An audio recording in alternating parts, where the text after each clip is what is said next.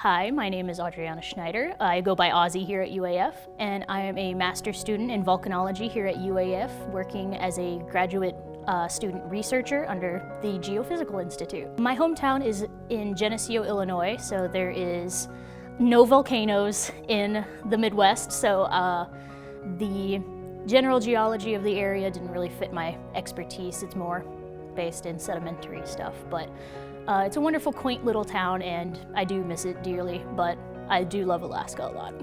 When I was 12, my great uncle Jay actually took me to a rock and gem show. We have a lot of those in the Midwest, and I found a basalt with olivine on it, and the gentleman at the booth talked about volcanoes and how the processes are, and I decided thereon, from when I was 12, that I decided to become a geologist and to study the explosive volcanoes of the Earth.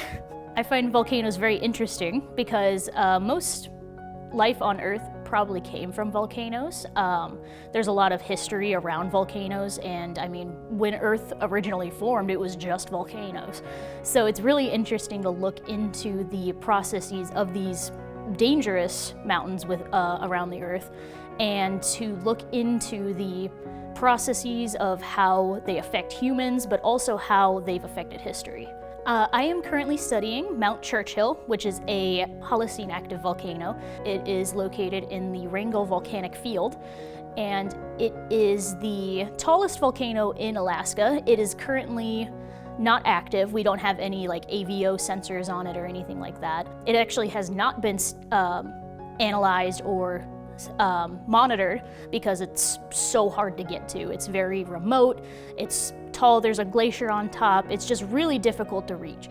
We're concerned about Mount Churchill because we've recently found that there is another tephra layer or ash layer that is approximately 200 to 300 years old, which puts Mount Churchill within more modern human history of eruptions. It is the host of two of the most silicic eruptions in North American history.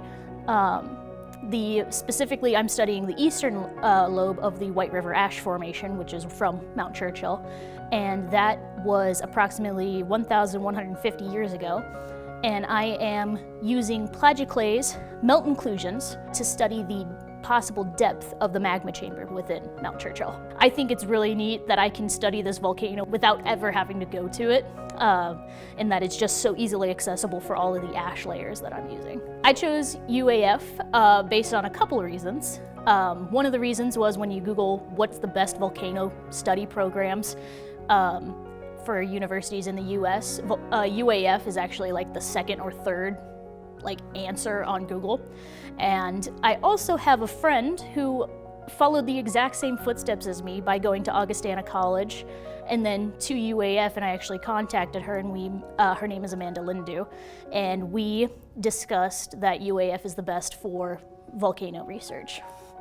Another reason I came to UAF is because of the outreach potential that students are given, as well as all the opportunities on campus alone that students are allowed. There are a lot of internships, a lot of experience that you're allowed, like working alongside the DGGS or along AVO, specifically for volcanoes, of course. I've actually been able to go out and talk to local elementary schools or high schools to discuss future work at UAF that those students could go to.